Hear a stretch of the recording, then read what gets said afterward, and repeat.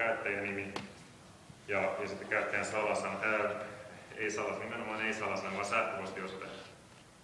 Luodaan nyt itselleni tässä näin käyttäjä finaali ja sitten laitetaan tuohon vaikka finaali.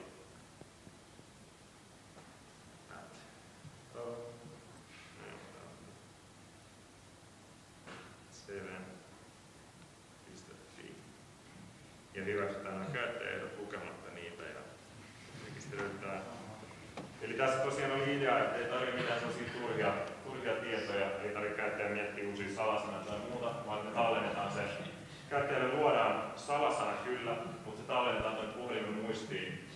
Se on satunnainen ja sitten halutessaan käyttäjä saa sen kyllä tuolta ulos, jos haluaa vaihtaa puhelimen. On näköjään toista kalvoa ja no joo, eli tässä on nyt se perusnäkymä meidän softasta eli kartta. Ottaisi toi. Se olisi nyt paljon paremmaksi.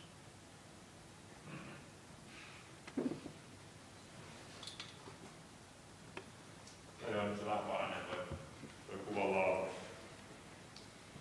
Eli tosiaan tää on aika peruslähtökohta tämmöiselle karttasoftalle. Pystyy zoomailemaan. Valikosta löytyy erilaisia ominaisuuksia, eli päästään tänne omaan sijaintiin, esimerkiksi My Locationilla.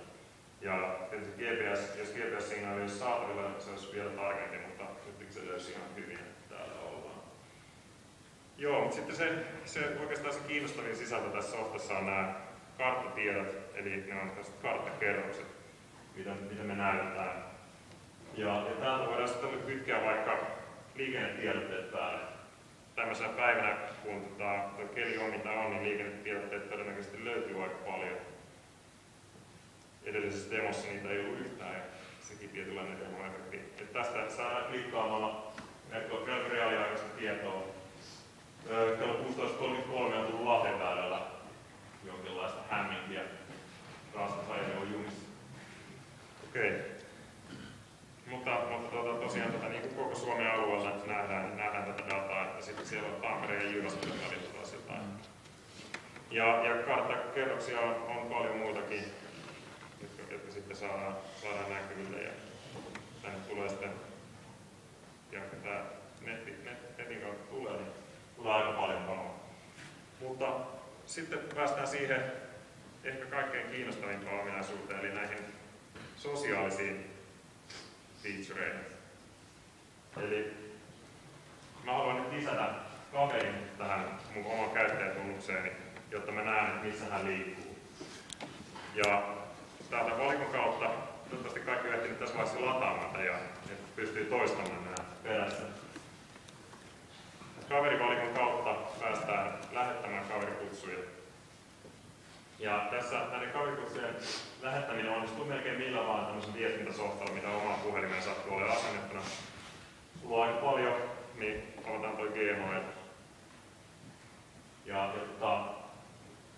Eli tässä kun kaverikutsulla lähetetään, tämä meidän softa luo automaattisesti sen palvelimen kanssa tällaisen uniikin osoitteen, jonka kautta sen kutsu voi käydä hyväksymässä. Eli tässäkään mun ei tarvitse tietää sen kaverin käyttäjän tunnusta tai juuri muutenkaan tämmöistä niin applikaatioon liittyvää. Sen kaverilla ei tarvitse vielä edes olla tätä softaa asennettuna, vaan mä voin lähettää sille viestin ja sitten hän saa ton viestinä, siinä on sitten linkit ja ohjeet siitä, että miten tulee toimia, mistä tämän softan saa ja miten se voi hyväksyä sen kutsun. Tästä voidaan mennä nyt sitten interaktiivisempaan osaan. Eli nyt kun te olette kaikki asentanut tämän softan ja rekisteröineet ja näin edelleen, niin te voitte lähettää itsekin tälle mediademo@gmail.comille. Sieltä saatte ilmaisen kaverin. Ja se on voimassa vaan tämän demon ajan. Sen jälkeen on tullut sitten enää lähetellä. No joo, eli nyt huomataan täällä, että mulle tuli tämmöinen ilmoitus, Demo User on nyt mun kaveri. Eli me ollaan lähetetty tosiaan niin tuonne pakkaseen kylmään pari tyyppiä kävelemään puhelimet kädessään. Ja siellä se menee.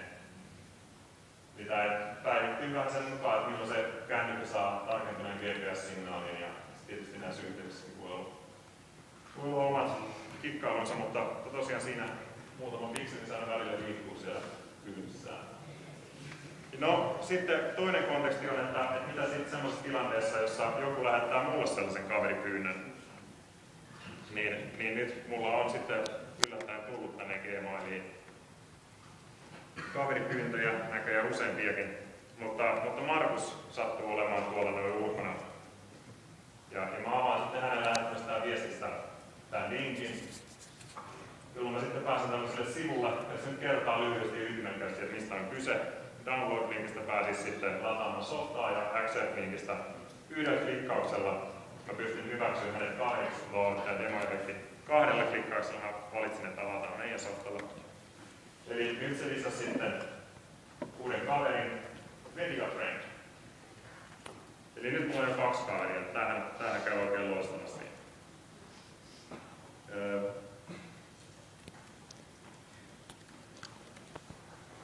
No niin, nyt näkyy. Eli tuossa ensimmäisessä kaverissa näkyy hetken aikaa oletuskuva, joka oli sellainen sinertävä. Mutta nyt siinä näkyy tällainen uniikki, eli toi alempi kuva on tällainen satunnaisesti luotu, mutta jokaiselle käyttäjälle yksilöllinen. Ja sitten ylempi kuva, Markuksen naamakuva otettu tässä ennen tätä demoa. Eli niille käyttäjille on mahdollista määritellä omat kuvat Gravata-palvelussa. Ja no, sanotaan näin, että nyt mä tiedän, että missä mun kaverit on, mutta jos mä olisin jossain muualla ja sitten kävisin katsomassa kaverit, mä näen nämä kaverit tässä listalla ja mä sitten kaverin naamalla klikkaamalla pääsen siihen kohtaan, jossa se sattuu silloin olemaan. Ja tosiaan ei nyt ole hirveän kaukana täältä, että jos me pitkitetään tätä tilaisuutta, niin ehkä nähdään nämä kaverit sitten ihan livenä. No joo, mennään sitten täällä toisaalta eteenpäin. Eli tosiaan, jos me oltaisiin nyt tuolla ulkona, niin tässä olisi muutama lisäominaisuus, jota me nyt ei pystytä näyttämään, kun ei GPS-signaalia. Ensinnäkin tämä oman sijainnin lähettäminen, se voi kytkeä päälle ja pois ihan tällä yhdellä napilla.